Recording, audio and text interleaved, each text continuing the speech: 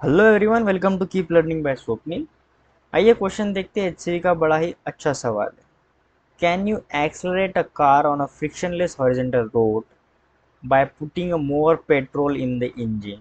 Can you stop a car going on a frictionless horizontal road by applying brakes? अब सबसे पहले यहाँ पे हमें समझने की बात है कि मान लो एक ये कार है, ठीक है। ये इसके पहिए हैं। अब होता क्या है कि जो मोटर है वो पहियों को घुमाती है, ना कि गाड़ी को आगे ले जाती है। वो पहिए को घुमाती है। अब गाड़ी को भैया कौन आगे लेके जाता है?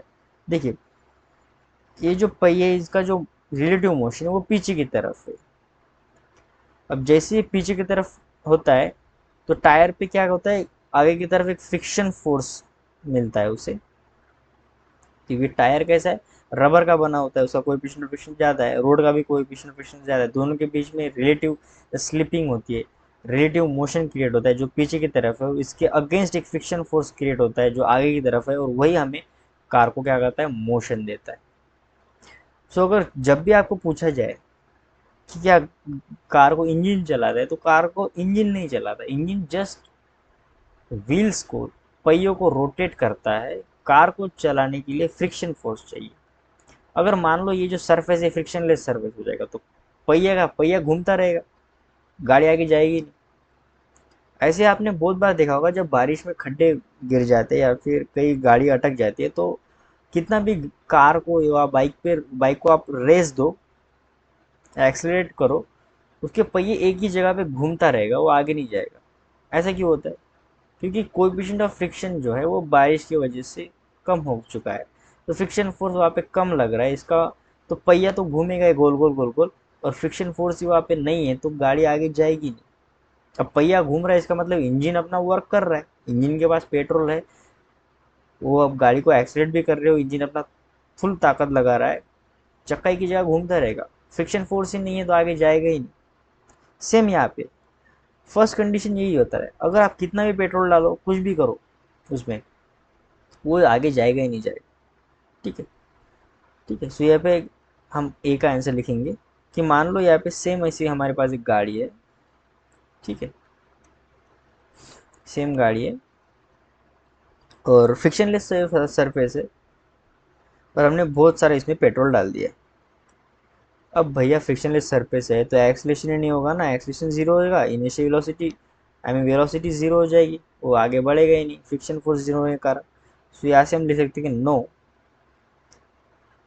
We can not accelerate car without friction. Accelerate करने के लिए फ्रिक्शन चाहिए ही चाहिए। अब बी क्या कह रहा है? बी कह रहा है can you stop a car going on a frictionless horizontal road by applying a brake? तो ये भी नहीं हो सकता। अगर कोई कार फ्रिक्शन लेस सरफेस पे चल रही है, आप अगर ब्रेक लगा रहे हो तो ब्रेक किसको लगा रहे हो भाई?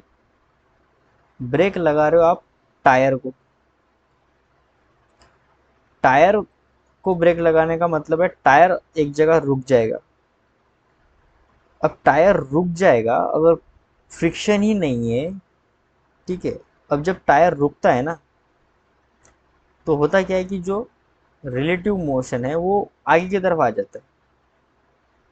टायर रुक, ब्रेक लगा रहा है मतलब अब क्या होगा, रिलेटिव मोशन आगे की तरफ आ जाएगा और फ्रिक्शन पीछे लगना चाहिए, तभी जाके गाड़ी डी एक्सलेट करेगी और किसी एक पॉइंट पे रुक जाएगी ब्रेक लगाने के बाद। ये ब्रेक लगाने की बात कर रहा हूँ मैं, ठीक है।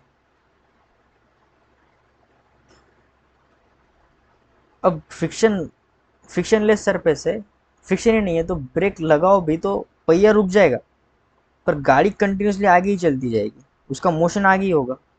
यहाँ पर भी हम कह सकते हैं कि no, we can not stop a car all frictionless surface by applying brakes। ठीक है,